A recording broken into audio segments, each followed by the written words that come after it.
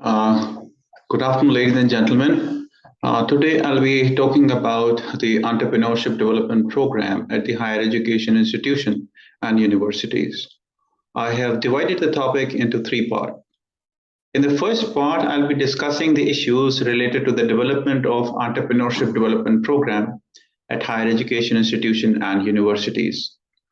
In the second part, I'll be discussing the issues related to designing of Entrepreneurship Development Program at higher education institutions and university.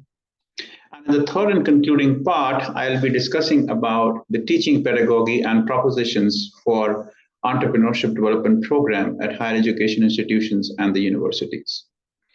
The presentations are based on the review of scientific literature that I have been reviewing for quite some time for my research work. Entrepreneurship development programs are important for every country, but it is of special relevance to our country, considering the size of population and the unemployment statistics. In this context, the universities and the higher education institutions across the country have the highest potential for developing student entrepreneurship. There are a number of schemes which are very encouraging and promising programs of state and central government for entrepreneurship development. Indian government initiatives on skill development and Make in India are focused in embracing entrepreneurship development at national and international level. Having said that, the number of entrepreneurial ventures and initiatives reported by these institutions and universities are very insignificant, leaving aside the top 20 institutions across the countries like IIMs and IITs. So this is the right time for revisiting the designing and implementing of entrepreneurship development program by higher education institutions and universities for assessing their potentiality with reference to scientific research recommendation. In this series of presentations, we'll be discussing the development, designing, and teaching aspects of entrepreneurship development at higher education institutions and university. I hope you'll find the series useful. Please allow me to share my screen so that we can start with the presentation.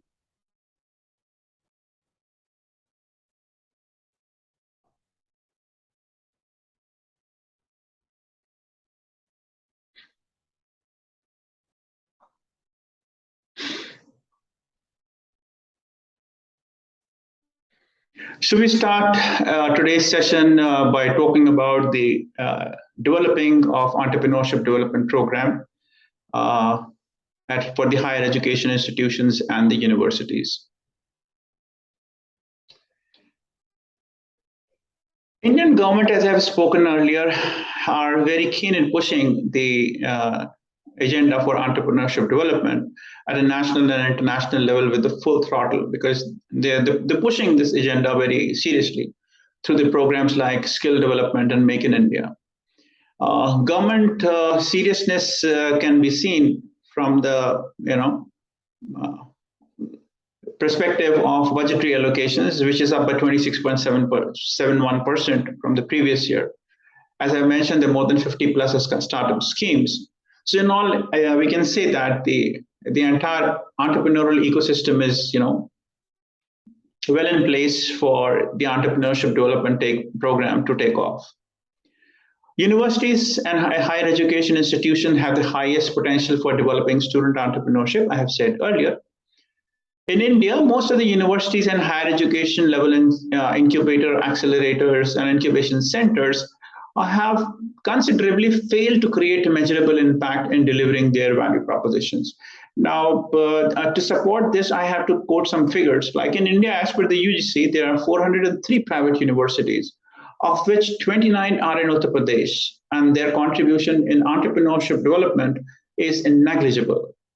So despite good support and awareness from government, and the number of entrepreneurial projects reported by private universities are very few. Now, this is the main concern for conducting or presenting this series in front of you. So it becomes important for us to understand and research the challenges that universities are facing as far as their entrepreneurial development programs are concerned for creating new ventures.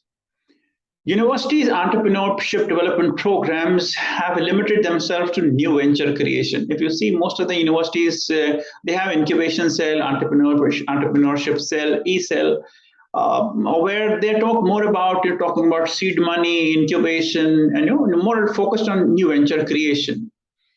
And in the process of their educational framework for teaching entrepreneurship through these or encouraging entrepreneurship development through these cells, they fail to somehow inculcate the entrepreneurial thinking in the students. That's what have been observed. See, existing model of teaching entrepreneurship fails to encourage students in developing the entrepreneurial attitudes, behavior, and the skills. In a way, to put it across, which I'll be explaining it further, the expansive implication of entrepreneurial thinking is missing. Most of the entrepreneurial projects reported are from IIT and IIMs, with IIT Delhi reporting the highest of 593 projects. And students from these top 10 colleges have gone to found more than 5,000 startups. Now, these figures I'm sharing with you so that you can feel that why the entire burden of entrepreneurial initiatives and entrepreneurial products have been shared by the top 20 or top 15 institutions across the country. IITs, as a matter of fact, are ranked as the fourth largest producers of unicorn startups in the world. I mean, this is interesting. But despite so many number of private institutions, universities, and higher education institutions, this could have been, figure could have been much better. So I was reviewing the literature. I found a study conducted by Shankar which he did in 2012. According to him, there are 6 primary obstacles for student entrepreneurship development in Indian universities. He has given those 6 as lack of institutionalization and internalization, that is entrepreneurial philosophy, shortage of indigenous experience, shortage of accomplished teachers. That means, when you say accomplished teachers, he's talking about the entrepreneurial orientation, that is readiness and the intern. Short-term focus on results, limitation with pedagogy and assessment, and entrepreneurship is not considered or offered as a core compulsory subject. So for these 2 points I wanted to highlight because that's the area where I'm kind of looking, I'm studying the literature for my research work. First is that lack of, entrepreneurial philosophy. That is, you treat entrepreneurship as a separate, it's not the part of the mission of the institution. It's not the part of the overall agenda of the leadership of the institution where you think of becoming as an entrepreneurial as a whole. Secondly, you find that the teachers who are responsible for pushing the agenda on behalf of the leadership of these institutions, they're not accomplished teachers, mainly because they lack entrepreneurial orientation in terms of readiness and intent. And I'll prove this. From 2015 to 2020, out of 1043 universities, including central universities, state universities, deemed universities, and so on and so forth, only 177 PhDs have been awarded in the domain of entrepreneurship. Now you can see that means the people and the academic or the teaching community, they are not very well oriented with the concept of entrepreneurship development. And Schultz in his study in 2006 categorically highlighted that for entrepreneurship development to happen, students need to have the entrepreneurial thinking in their entire framework, and the responsibility for developing this entrepreneurial thinking lies with the government and the higher education institutions. I've also sharing this screen with you, that is comparison of PhD thesis on entrepreneurship and social sciences. The blue color shows the social sciences. So you can compare it that people prefer more of a social sciences than on taking up a doctorate program on entrepreneurship.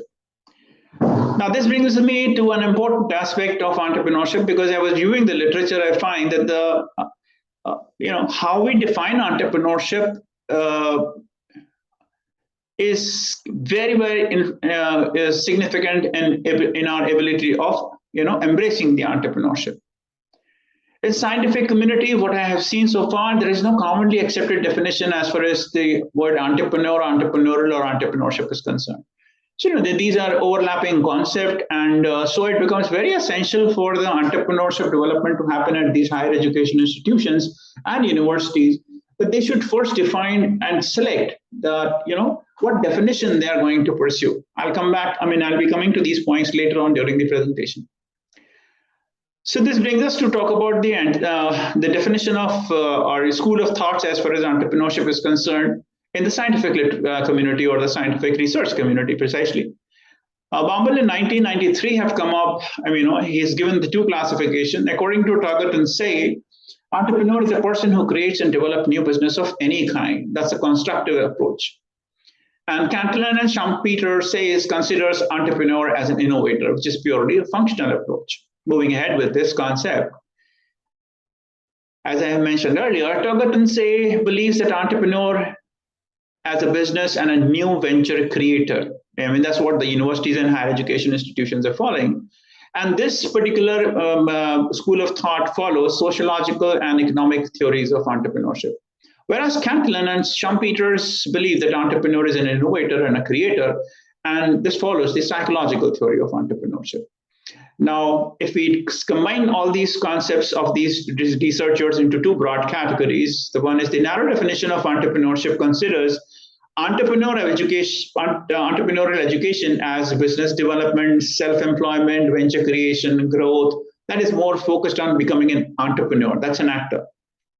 This was consolidated by Fayol and Galli in 2008.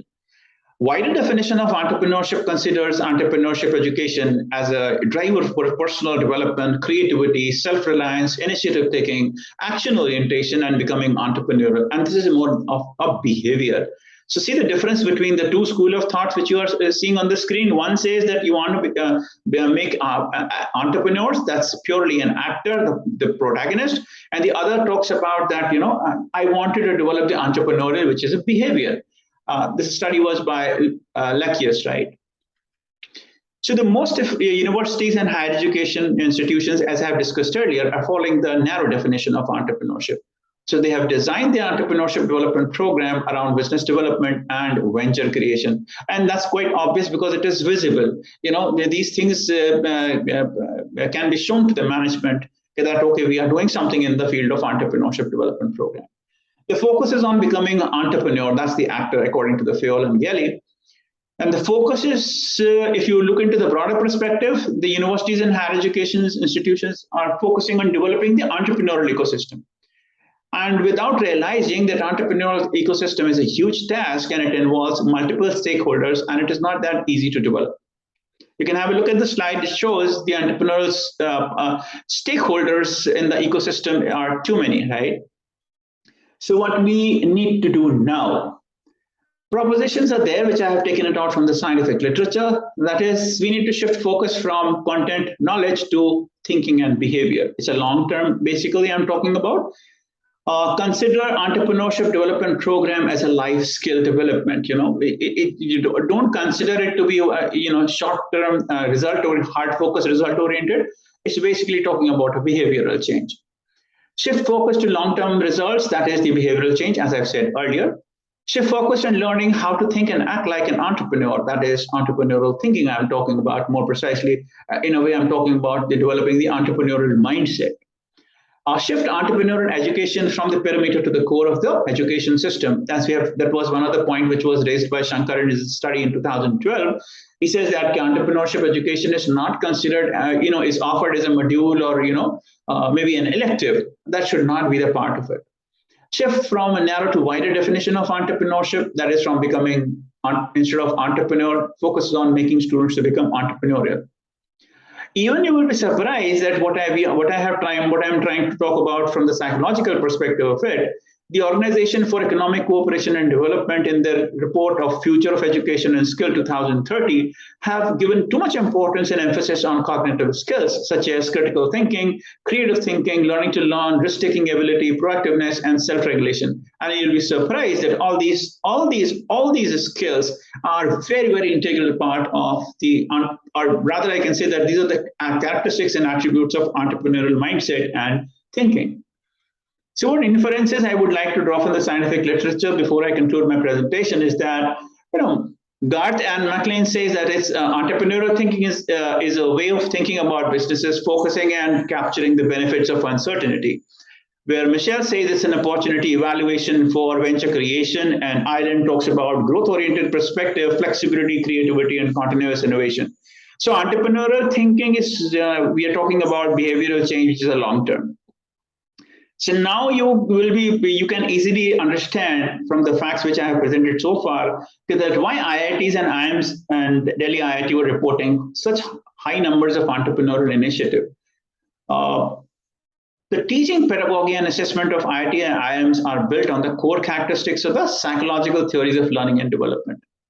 That they do not advertise as such per se, but this core philosophy of psychological theory of learning and development, which is imbibed by them in all their programs across all the discipline, helps in developing, helps in personal development of the students, their imaginative abilities, entrepreneurial competencies, and capacity for entrepreneurial action.